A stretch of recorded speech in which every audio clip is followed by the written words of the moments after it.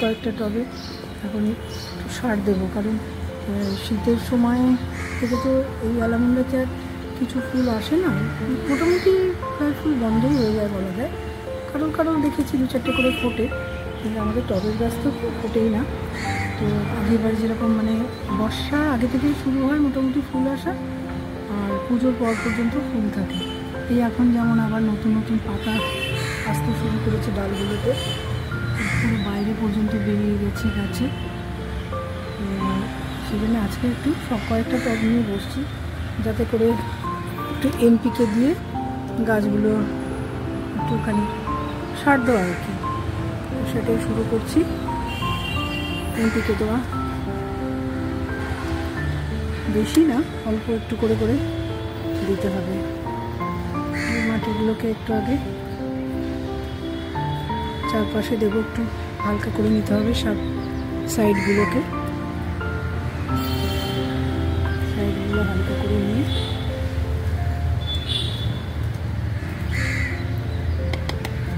হচ্ছে বেশি না, অল্প এই 1 ইঞ্চ মতো এই চারিদিকে টবে ছড়িয়ে দিলাম।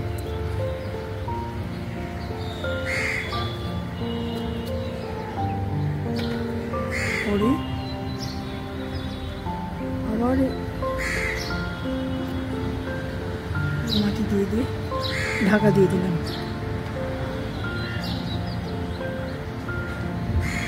এর পাশে যে জবা গাছটা আছে, জবা গাছটাতেও কিছুদিন আগে আমি মানে কেনার পরে ছোট পটে ছিল, রিপোর্টিং করেছি, তারপরে কোনো সার দেওয়া হয়নি। এবার গাছটাও তো বাড়ছে আস্তে আস্তে, একেও একটুখানি সার দিচ্ছি।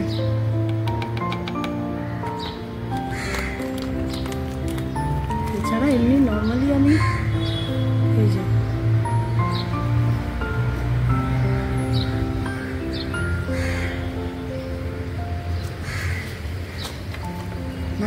রেগুলার এমনি সার হিসেবে যেমন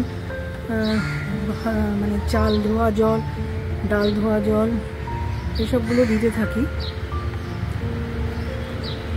মানে রোজ এক টবে তো হয়, এতগুলো টবে তো হয় না, একের দিন এক একটা টবে আমি দিই। মাটি পুরো ভিজে, বৃষ্টি হচ্ছে তো জল এখন সার দেওয়ার পর যে জলের দরকার সেটা এখন আর দিচ্ছি না। এখানে আমার এই যে নয়নতারা একটা টব আছে, ওটাকেও একটু বড় পটে পরে চেঞ্জ করব। আর এখানে আছে হচ্ছে অ্যাডেনিয়াম, নতুন অ্যাডেনিয়াম, এই যে এখানে দুখানা আছে অ্যাডেনিয়াম, এখানে একটা অ্যাডেনিয়াম আছে, এগুলোকে সব বড় পটে দিতে হবে, মানে চেঞ্জ করবো রিপোর্টিংয়ে, সেটা একদিন আলাদা একটা ভিডিও বানাবো। আর এইটা একটা ইনডোর প্ল্যান্ট আছে, যদিও ইনডোর প্ল্যান্টের আবার একটু রোদ লাগে,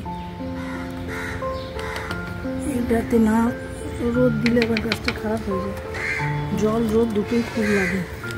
এতেও একটু দিয়ে দিচ্ছি, যদিও এর ফ্লাওয়ারিংয়ের কোনো ব্যাপার নেই, তাও গাছটার চেহারাটা ঠিকঠাক হওয়ার জন্য একটু দিয়ে দিচ্ছি।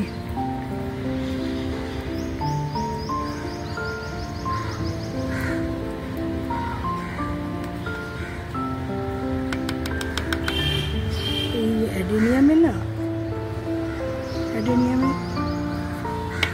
এখন কিছু দেবো না, কারণ আগে রিপোর্টিং করি, এইটুকু টবে তো দেওয়ার কোনো জায়গা নেই, আর দেওয়া উচিতও না।